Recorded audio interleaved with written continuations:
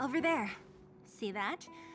That used to be the worst street in Rivet Town, and it's also where I grew up. My friends and I used to wander those streets, thinking about where to find our next meal. That is, until Chief Oleg got me out and took me to the orphanage. There, I learned to read and write from Natasha. At the age of 10, I started to patrol the mines with Oleg, occasionally getting into fights with the local thugs. That sounds nice. Nice? You being sarcastic with me? Oh, no, sorry. Life in the underworld is difficult. I shouldn't be speaking about it so lightly. You're always so serious. It really gets on people's nerves sometimes, you know? Right. What I meant was... I kind of envy you, Seele. For as long as I can remember, my days have been an endless cycle of studying, etiquette lessons, and training. Every day, all I hear is, "Remember who you are, Bronya. This is against the Architect's admonishments, Bronya. Ladies shouldn't use such foul language, Bronya." Some may envy this kind of life, but I have felt trapped. When every choice and every goal has already been made for you. You probably can't imagine how that feels. No, I can't. But more importantly, what kind of foul language were you using?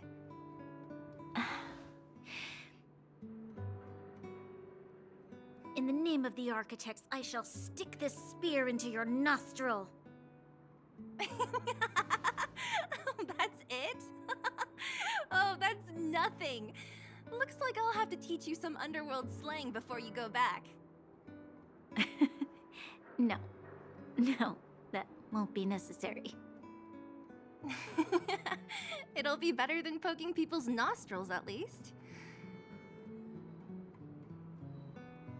I never thought that I'd be here having a heart-to-heart with the future Guardian. As a kid, I didn't meet many people who lived in the overworld. I only heard stories from the grown-ups and figured you were all just a bunch of cold snobs. I've heard from some Silvermane veterans that before the orders were made to seal off the underworld from the overworld, there was no difference between the two places. Everybody ate the same food, chatted about the same topics, celebrated the same festivals.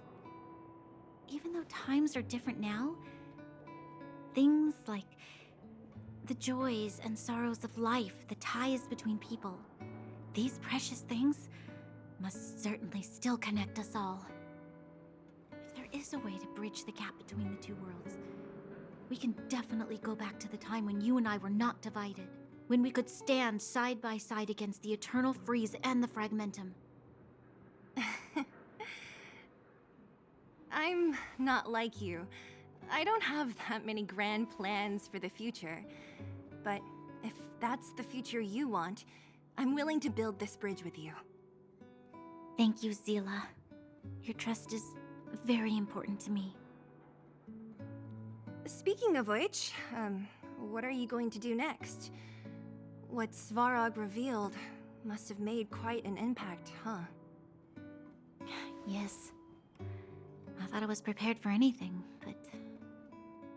as long as I am the Guardian's successor, those truths will come out sooner or later. But why does my mother hide it from me? And why does she want me to hunt down the outsiders who know about the nature of the Stellaron? It doesn't make sense. I thought it over. There's only one thing I can do. Go ask her directly. Hold on. You're not really going, are you? Alone? You can't. This plan is... I've already thought it through, Seele. I am Madame Cocolia's daughter. That will never change. Be it my duties as her heir or as a Silvermane guard, I must face my problems head-on. Even if... Bronya. This is for you, Seele. Please help me pass it on to the outsiders. If I am unable to see you again, they'll know what to do. Okay, I understand. You've made up your mind, and there's nothing I can say that will change it. But remember this. If you run into trouble, I will come to save you, no matter what. Then I'll be waiting for you. So, did you come to this spot when you were a child? Of course. I just didn't appreciate how nice it was at the time. Very nice.